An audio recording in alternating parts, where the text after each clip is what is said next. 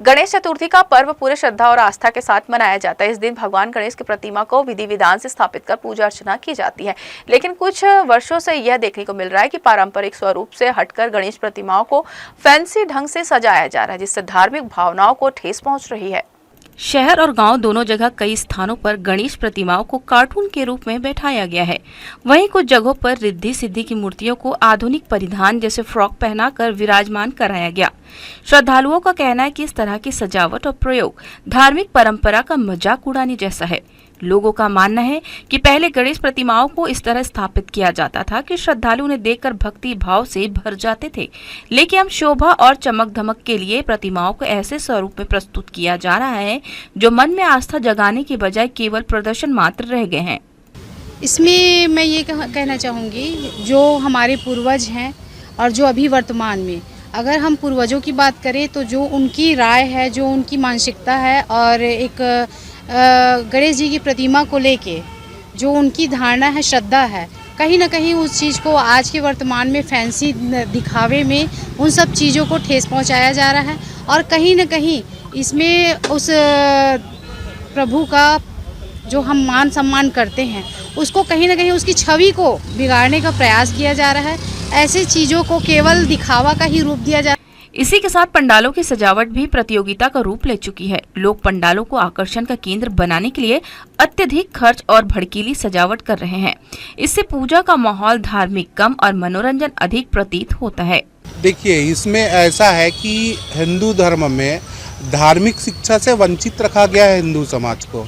हमारी गुरुकुल परंपरा थी, वैदिक गुरुकुल थे, इसमें बहुत सारी चीज़ें हमको वहाँ से प्राप्त होता था। शास्त्रों का अनुशासन था, शास्त्रों का मर्यादा था, लोग मर्यादा में रहते थे। अभी गुरुकुल परंपरा समाप्त होने के बाद लोग मनमाना आचरण कर रहे हैं। लोगों को ज्ञान नहीं है, अज्ञानात स्मृति भ्रांतियाँ। तो अज्ञानता के कारण ये सब चीज़ हो रहा है। जब लोगों में ज्ञान प्रसारित होगा तो ये सब चीजें त्रुटियां नहीं होंगी। जनता ने इस पर कड़ी नाराजगी जताई है और प्रशासन से हस्तक्षेप करने की मांग की है। लोगों का कहना है कि मूर्तियों और पंडालों में इस तरह की फैंसी सजावट हिंदू धार्मिक परंपराओं के विपरीत है और इससे श्रद्धालुओं की भावनाएं आहत हो रही है।